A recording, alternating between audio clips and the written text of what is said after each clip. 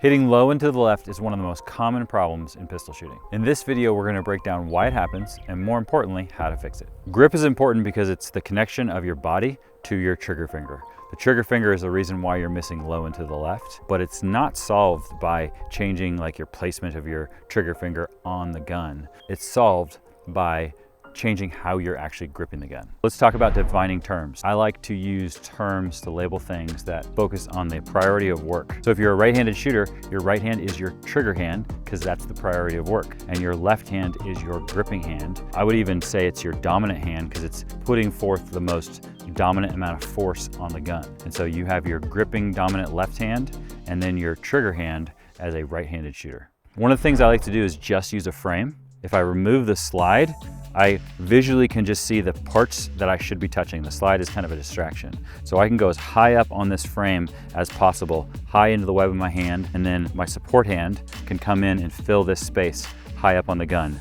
And really your hands should be covering almost the entirety of the frame if you have proper grip location. Typically people fall into two groups. One is they just leave their hand in a neutral position for their left hand or their support hand or their gripping hand, and they just place it on there and they end up too low. Or what is really common today is to hyperextend it and get really, really high thinking they need to create leverage. What that does is it compromises your grip. So if you rotate your hand forward and you try to grip hard, you don't have as much strength and power. You do need to rotate your hand forward slightly, but not so much that you lose the strength of your dominant gripping hand. So I'm gonna place this high on the gun, and then I can place my fingers here, come and crush over the top. So that's the placement of it. The biggest challenge though isn't where to place it, but it's how you're gripping and how you're activating your muscles. When you grab something, your brain wants to balance out the force. So if I grab a barbell or if I grab a pull-up bar, my brain is just subconsciously gonna balance the amount of grip. So if I put two hands on this gun, my brain is going to want to balance out the amount of effort it's putting into gripping with both my right hand and my left hand. But my right hand needs to be focused on triggers and trigger control. My left hand needs to be focused on crushing the gun. If I just take my thumb and my middle finger and I press really hard and I try to remove my trigger finger with speed and dexterity, it's very difficult. If I shake that out and I touch that nice and lightly, and now I can move my trigger finger with speed and dexterity. So if you're trying to crush everything with your primary hand or your trigger hand, you will not be able to get proper trigger manipulation. So what I want to do is disassociate those two things. So I want to work on, in isolation, gripping with my trigger hand, placing my finger on the trigger and just using an air trigger and moving my trigger finger back and forth. And I want to look down the top of the frame and see, am I disturbing the frame? Is it moving laterally side to side? If it is, I need to adjust my grip, either relax it or change the location of it. And then when I go to my support hand or my gripping hand, I'm gonna place that on there in the same position. So my thumb is forward, and here I'm just gonna try to crush it. So I'm crushing as hard as I can with my gripping hand, and then I go back to my trigger hand, and it's firm, but I'm not crushing it, and I have dexterity with my trigger finger. A way to think about that is going to be fruit. So for your trigger hand, think about like a banana, and you want to grip it firmly, but not grip it so hard that you're gonna bruise the banana. And that will allow you to have dexterity with the trigger finger. With my gripping hand or my support hand, what I wanna do is try and turn the apple into apple juice. So I'm gonna crush this thing as hard as I can. So I go banana and then apple. And I want, if I disassociate the two things, I can crush hard here and I can just grip firm here with good dexterity. At the point that I want to do both at the same time, rather than putting both hands on the gun to start with, I'm going to take a magazine, and in my support hand, or my gripping hand, I'm going to grip the magazine and I'm going to crush it.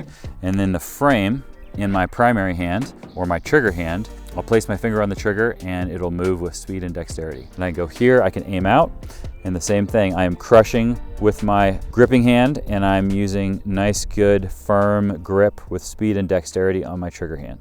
At the point we have done enough reps with disassociated gripping of your right hand and your left hand, so the magazine in your left hand, the gun frame in your right hand, then I can go to two hands on the gun, and I will come here nice and light, nice and high. Here I'll come across and I'll squeeze hard around it, drive this to the target, and I'm consciously thinking about crushing it with my left hand and speed and dexterity with my trigger finger on the right. I'll continue to work those reps of just dry fire or frame only reps on the gun. And then at some point, I can assemble the gun. And again, I'm gonna shake this out nice and light, nice and high. I'm gonna come across here and I'm gonna crush this, drive the gun forward and break the shot.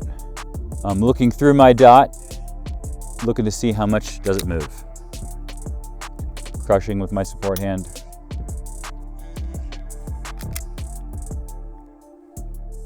Being very purposeful about getting the right amount of grip and tension in the hands. With this, the key is going to be repetitions. So you can spend a bunch of time at home. You don't even have to be doing dry fire practice. I can remove the slide from my gun and I can just sit here and I can work on grip. I can get an empty magazine and I can work on disassociated grip.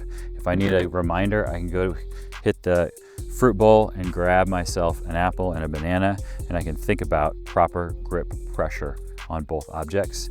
And then I can go back to my frame and my magazine, and then I can go just frame and I can work through the grip. And I want to get repetition after repetition after repetition until the proper grip tension becomes a subconscious action.